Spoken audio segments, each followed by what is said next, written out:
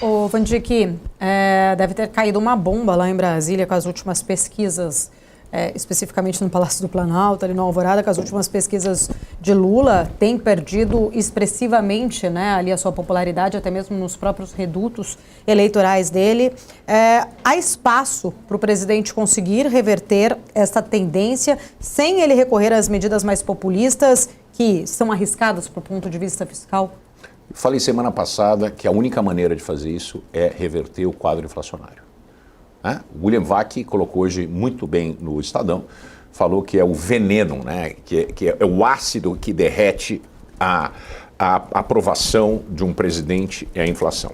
Eu vou dizer mais uma vez para o presidente. Né? Eu disse que o presidente era mentiroso porque ele mentiu a respeito da Petrobras. Isso é mentira, isso é fato.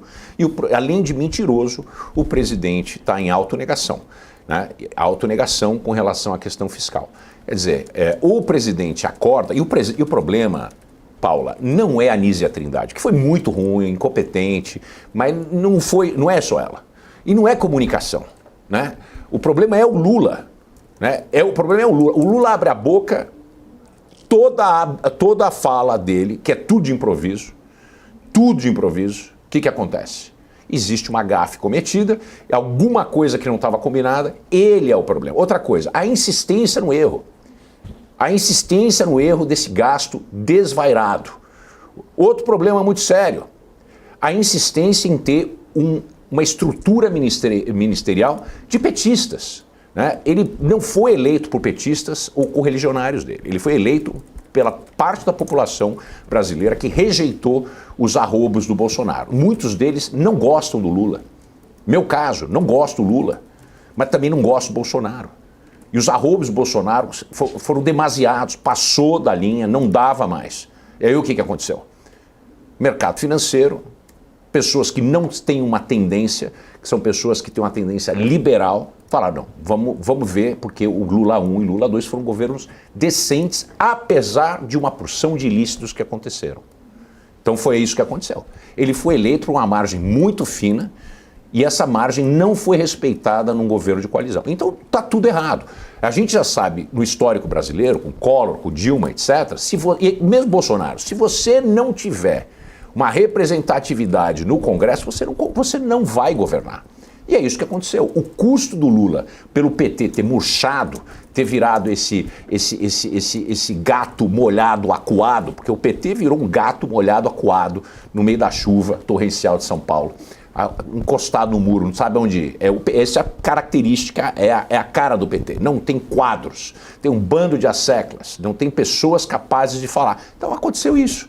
Se você se cerca por perfeitos idiotas, que é o que acontece, você tem, é aquela história, se você, if you pay peanuts, you get monkeys. Se você traz um bando de imbecil, gente que tem desconhecimento, que não é técnico, para falar, para opinar, para atuar em áreas que requerem competências técnicas, e você tem um bando de políticos, você tem isso aí. Agora, quem é o responsável? A causa próxima é o senhor Lula da Silva.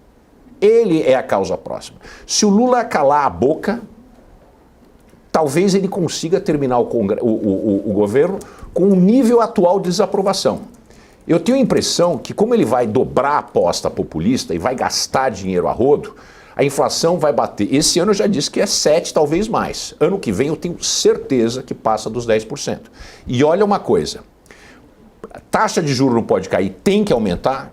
Na minha conta ela tem que ir para 15,5%. Tá? A conta real, se eu rodar o modelo, e eu rodo esse modelo toda semana, rodar o modelo do Banco Central, dado a inflação que a gente tem, a inflação implícita, já exposta nos títulos públicos, a Selic deveria estar entre 16,5% e 17%. Eu não acho que o Banco Central vai levar a Selic a esse patamar. Isso significa que ele vai coadunar, né, ele vai concordar com uma inflação bastante acima da média. E o Lula vai injetar o anabolizante aí.